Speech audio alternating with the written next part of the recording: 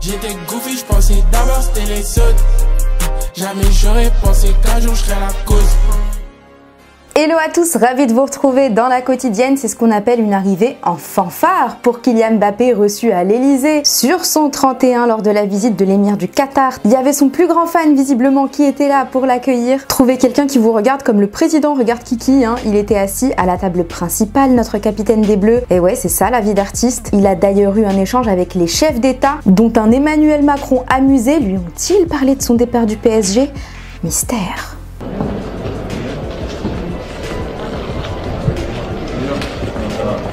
Tout va bien? Ça va là. Ça va? Tout va bien?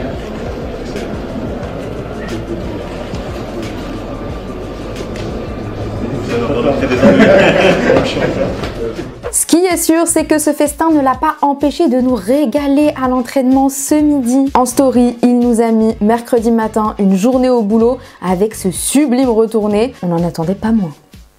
Pendant que ça dégustait du homard bleu de Bretagne au palais de l'Elysée, c'était Dwitch et tir au but au Groupama Stadium avec la qualification après séance de pénaux de Lyon qui nous a sorti un grand Luca Perry contre Strasbourg en Coupe de France après 0-0 dans le temps réglementaire. Cette place des Lyonnais dans le dernier carré n'est pas due au hasard, ça y est, coach sage, il connaît sa valeur, fini la modestie.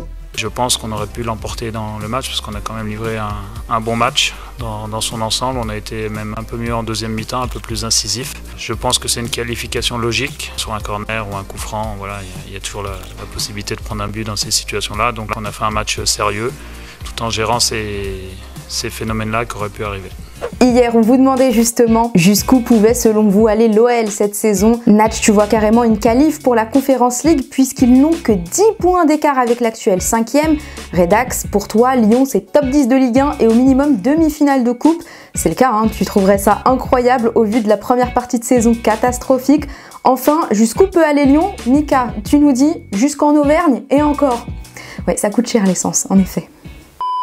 FA Cup, petite routine des Citizens contre Luton, victoire 6-2 avec un quintuplé d'Erling Haaland, donc 4 buts sur passe D de Kevin De Bruyne. Depuis son retour sur les terrains, De Bruyne, c'est 10 apparitions et autant de passes décisives en fait. Faut le faire, mais il fallait bien une ombre au tableau, la blessure de Jack Grealish dès la 38e, c'est Jérémy Doku qui l'a remplacé, encore touché à l'aine l'anglais, comme lors du 8e de finale aller de la Ligue des Champions il y a 15 jours. Lamine déconfite, il a été réconforté par ses coéquipiers sur le banc avant de poster une petite story.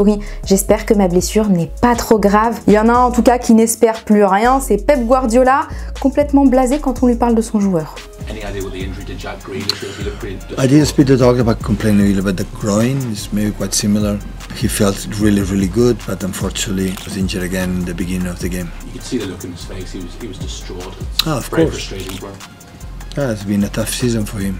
Have to recover well and help us when he's able to come back.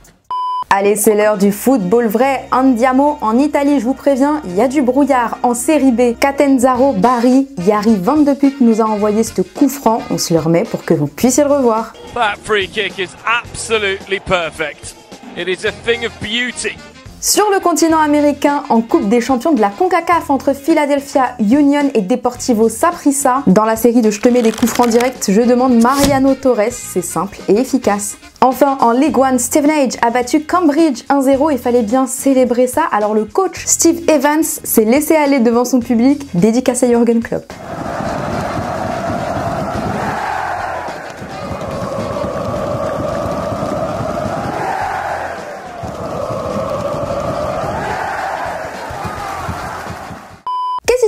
En Espagne, et bien coup de théâtre en demi-finale de Copa del Rey avec l'élimination de la Real Sociedad à une semaine de son 8e de finale retour de la Ligue des Champions contre Paris. Les Basques se sont inclinés après une séance de tir au but au profit de Majorque dont le gardien Dominique Greif a arrêté un péno durant la rencontre avant d'en sauver un autre crucial sur la séance finale alors qu'il s'agissait de son 6e match seulement de la saison, tous en Coupe du Roi.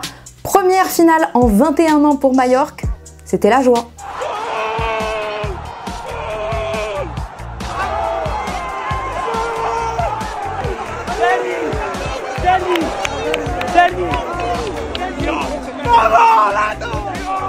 Puisqu'on parle de nos voisins espagnols, le quotidien Sport nous a révélé la shortlist des dirigeants barcelonais pour remplacer Xavi. 4 noms: Julian Nagelsmann, Thomas Tuchel, Hansi Flick et le seul nom germanophone, Roberto De Zerbi. Alors je vous pose la question du jour, lequel de ces 4 coachs verriez-vous remplacer Xavi au Barça? Vous nous dites tout, vous justifiez votre réponse et demain on sélectionnera 2 commentaires.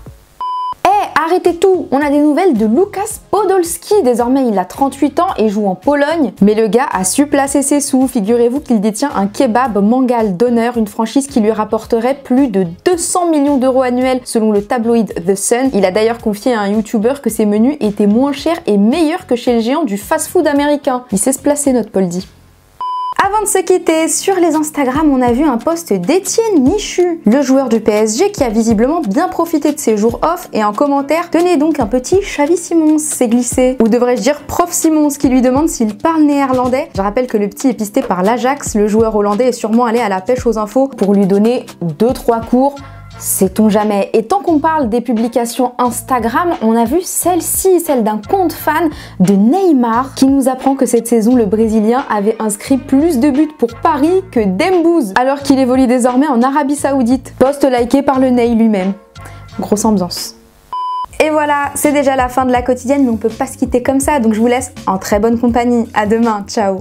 Je sais que toi, tu es maintenant impliqué, on peut dire que tu es un professionnel du football. Est-ce que tu peux nous parler un peu, tu es devenu agent? Comment ça s'est passé? Non, je suis en train de devenir. Tu es en train de devenir agent? Je suis en train de monter mon agence d'agent. D'accord. Et là, moi, avec l'album, tout ça, j'ai pas eu le temps encore de finaliser mes diplômes et tout. Du coup, je vais finaliser ça après l'album et après la tournée aussi. Mais j'ai déjà pris des cours, je suis en train d'avancer dedans à fond. L'agence qui va être bientôt, on va bientôt l'annoncer là. Il y a déjà des agents qui sont à l'intérieur de l'agence et tout, qui sont licenciés eux. Et moi c'est clairement mon futur projet et défi, c'est ça. Tu penses que ça va prendre le pas sur le rap ou pas? Ou tu comptes faire les deux? Je compte faire les deux, mais je te mens pas, je préfère plus le foot que le rap. Ah ouais? Donc forcément ça va prendre le pas, c'est sûr. Il me semble que tu as déjà une signature à ton actif, si je me trompe pas. C'est ton cousin?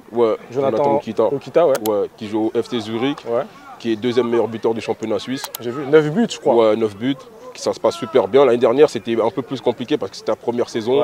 Il y a eu pas mal de changements de coach et tout, mais cette année, il est en train de tout cartonner, donc on est super content. Incroyable. C'était votre programme avec Winamax. Winamax, le plus important, c'est de gagner.